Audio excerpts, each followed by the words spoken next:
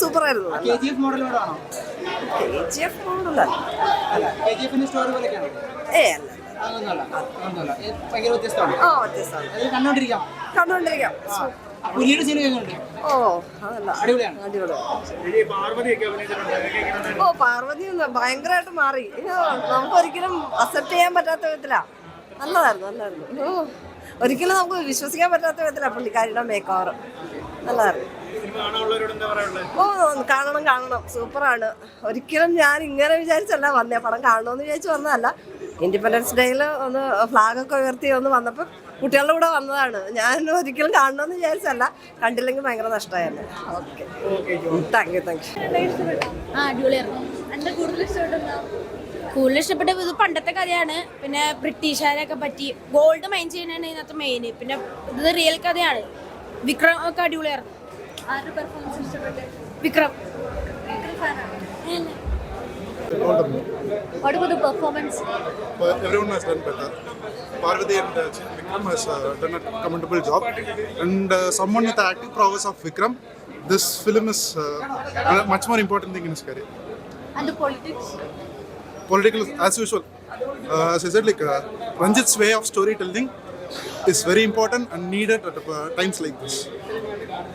We should expect more films like this. 5 star തന്നെ കൊടുക്കുന്നതിന് കുഴപ്പം എന്താ? വേറെ ലെവല് തിയേറ്ററിൽ കാണണം. അതായത് OTT കണ്ടു കഴിഞ്ഞാൽ ഇത് ഫീൽ ആവില്ല. 100% ഉറപ്പ് വരാം. Theatre only watch film. തങ്കരൻ പൊളി. ഇത് പറഞ്ഞ പോലെ ഈ പെർഫോമൻസ് പറയുകയാണെന്നുണ്ടെങ്കിൽ ഇപ്പോൾ അടുത്ത പ്രാവശ്യമായിരിക്കും ചിലപ്പോൾ ആടുജീവിതവും ഇതും തങ്കലനും കൂടെ കോമ്പറ്റീഷൻ വരികയാണെങ്കിൽ അത് രണ്ടും ഒരു വെല്ലുവിളി ആയിരിക്കും. ചിലപ്പോൾ പൃഥ്വിരാജും ചിയാൻ വിക്രവും തമ്മിലുള്ള ഒരു പോരാട്ടമായിരിക്കും ആക്ടർ വൈസിൽ കാണാൻ വേണ്ടി പോകുന്നത്. ഒന്നും പറയാനില്ല വേറെ ലെവൽ.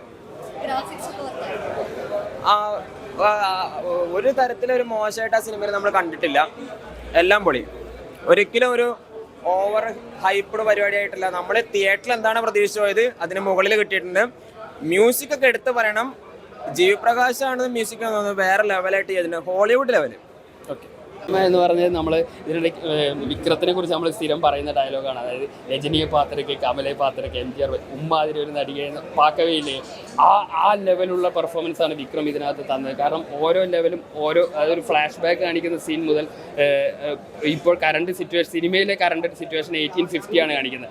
അതുവരെയുള്ള ഓരോ റോളുകൾ അദ്ദേഹം ഒരു ബോഡി ലാംഗ്വേജ് പോലും അവസാനം വരെ കീപ്പ് ചെയ്യാനുള്ള സൂക്ഷ്മം. അതൊന്നും നമ്മൾ ഇനി എടുത്തു പറയുന്നതിൻ്റെ ക്ലീഷയാണ്. പക്ഷേ അങ്ങനെ നമ്മൾ വിക്രത്തിനെ എക്സ്പെക്ട് ചെയ്ത പല മൂവിക്കും അത് ഡെലിവറി ചെയ്യാൻ പറ്റാതിരുന്നപ്പോഴാണ് തങ്കലാനുമായിട്ട് പാരഞ്ജിത്ത് വരുന്നത്. പിന്നെ അതുപോലെ തന്നെ പാരഞ്ജിത്ത് പടങ്ങൾ നമ്മൾ ഹീറോയെയോ അല്ലെങ്കിൽ ഹീറോയിനെയോ എല്ലാത്തിനെയും ഓവർ അതിന് മേലേക്ക് പോകുന്ന പാരഞ്ജിത്തിൻ്റെ ഒരു പൊളിറ്റിക്സ് അതിനകത്ത് എപ്പോഴും പറയും. പൊളിറ്റിക്സ് എന്ന് പറയുന്നത് നമ്മുടെ ഈ കക്ഷി രാഷ്ട്രീയമല്ല ഉദ്ദേശിക്കുന്നത്. അതായത് താഴേക്കിടയിലുള്ളവർക്ക് വേണ്ടി സംസാരിക്കുന്ന ഒരു പ്രത്യേകതരം സ്ക്രിപ്റ്റ്.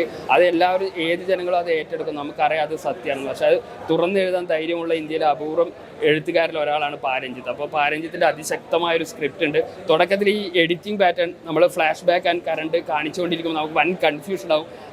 അതിലേക്ക് അപ്പോൾ നമുക്കൊരു ലാഗ് ഫീൽ ചെയ്യുന്ന പോലെ തോന്നും. പക്ഷേ സെക്കൻഡ് ഹാഫിലേക്ക് വരുമ്പോഴാണ് നമ്മൾ മനസ്സിലാവുന്നത് എന്തിനാണ് ഈ പഴയകാലം ഇതും കാണിച്ചുകൊണ്ടിരിക്കുക. കാരണം ഈ ജനറേഷൻസ് ആയിട്ട് തുടർന്നു പോകുന്ന ഒരു പോരാട്ടമാണ് ഈ സ്വർണ്ണഖനി അല്ലെങ്കിൽ സ്വർണം അല്ലെങ്കിൽ വേറെ ഒന്നിനു വേണ്ടി അത് വർക്ക് ചെയ്യാൻ വേറൊരാളും അനുഭവിക്കാൻ വേറൊരാളും എന്നുള്ള ആ ഒരു രീതിയിലുള്ള ഒരു സിമ്പിളായിട്ടുള്ള പൊളിറ്റിക്സ് അത് ഗംഭീരമായിട്ട് പറഞ്ഞു പോയിട്ടുണ്ട്.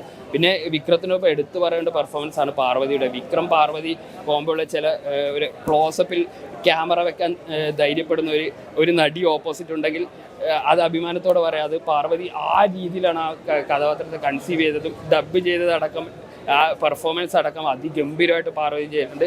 ഈക്വലി ഇമ്പാക്റ്റ്ഫുൾ ആയിട്ടുള്ള പെർഫോമൻസാണ് പാർവതി തന്നത്.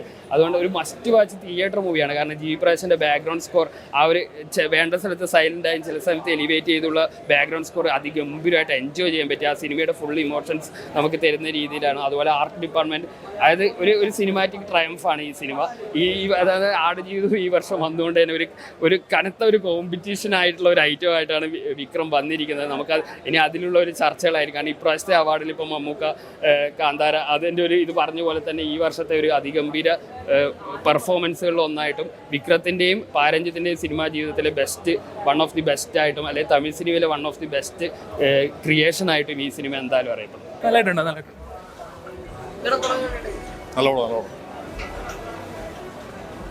നല്ല പടം കുഴപ്പമില്ല, നല്ല പടം. കൊള്ളാറ്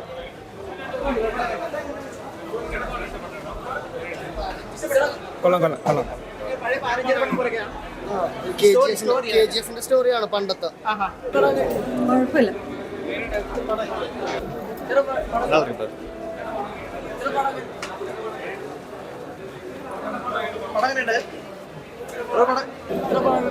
നല്ല പടമായിരുന്നു. വിക്രത്തിന്റെ അഴിഞ്ഞാട്ടം.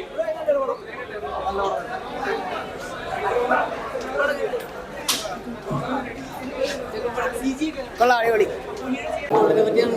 KGF-ന്റെ